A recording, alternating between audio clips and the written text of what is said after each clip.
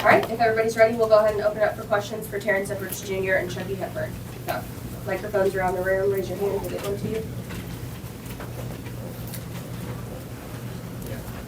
Go ahead, Prashant.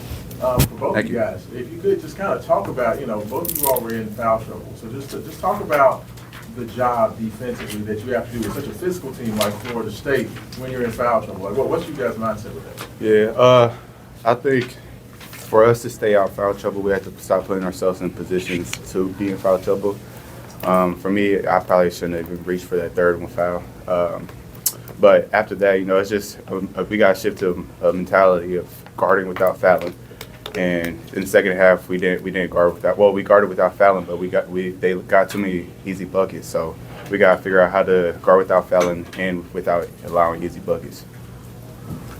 Yeah, it was most definitely my teammates for keeping my head in it for sure. I got a little frustrated, which I shouldn't, but frustrated on some calls that I probably shouldn't have drove to the hole and dropped my shoulder. So I just got to go back and watch the film and see where I can get better at in that area. Like guarding somebody like number one who's like a foul magnet, I just got to go back and watch some film. So next time I step back out, I can be ready for guys like that.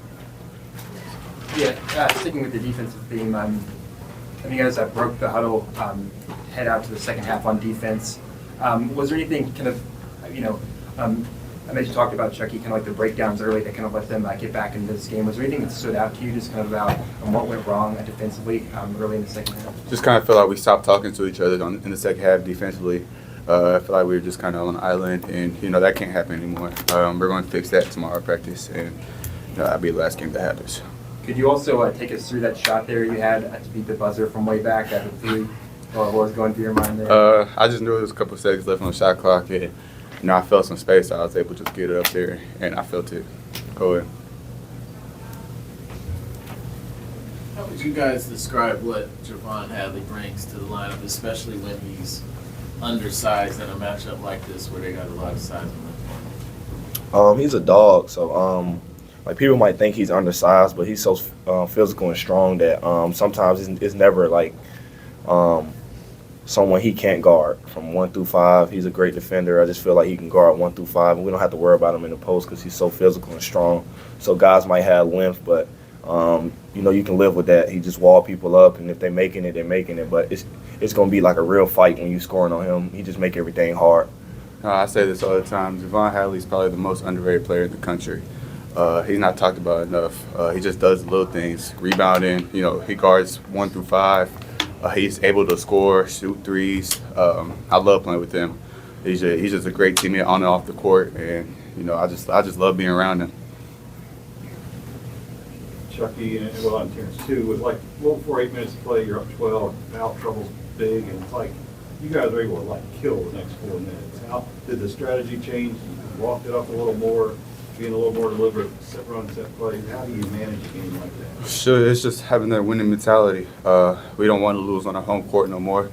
We have a lot of pride when we take the court here at the Young Center.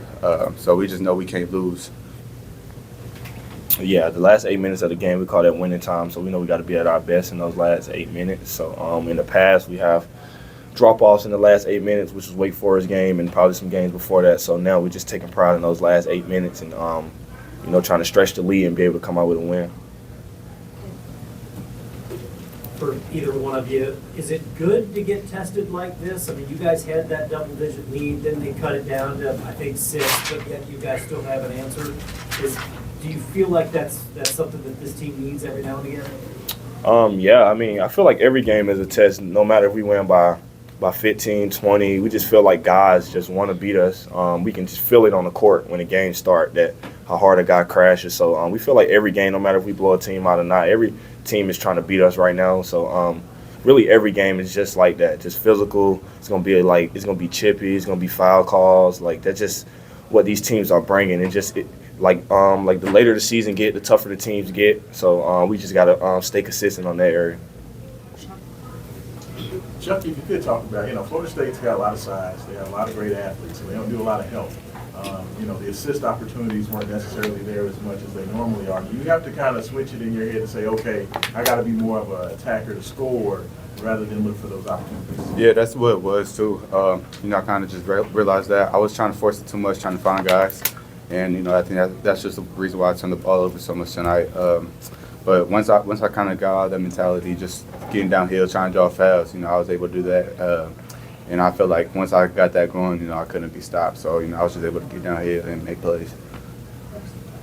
Yeah, PK said during the radio pregame show today that, you know, you guys were dealing with some sickness during the week. You guys had to be kind of socially distanced. Did that hit either of you all? And you know, just how many people, you know, were down and out with that during the week? Honestly, I don't even know how many people there were, but nah, me and Fat were cool. Nah. Yeah, it's a no excuse mentality. Like we knew, like with the sickness and stuff, with Big East, you know, like 2 weeks in a row with me having a son and stuff. So I had to come to the game not being with the team, and then Rain not really being with the team because he got sick. So it's just not having an excuse and try to come out here and get a win. You know, stuff gonna happen. People gonna get sick, and you just gotta be able to come out here and still do your part and bring what you're gonna bring to the team every night. I was going to ask if you caught up on any sleep yet since you've had the kid. Nah, not really, but it's just a joy, you know. It's the reason I go now. No matter no sleep or not, I know I'll be in practice with a lot of energy, just knowing that I'm actually standing up for a reason. Back here in the corner, going off that, what kind of physical challenge was for you guys? 39 total fouls, shot. What kind of physical challenge was this? Yeah, obviously it's harder for me because I'm 6'2". Everybody else on the court is 6'8", 6'9". So, you know, just trying to when I get switched on bigger guys in the post, you know, it's just trying to fight quick feet, trying to just blow it up and not let them catch it. And you know, I think I did a pretty good job on that. I did get a call for a couple foul calls, but you know, we can't really think. We got to be the more physical team every time we come out and play, no matter how big the other team is. Terrence, what is life like right now, balancing everything that you've got going on here with this team and then, you know, you got a newborn?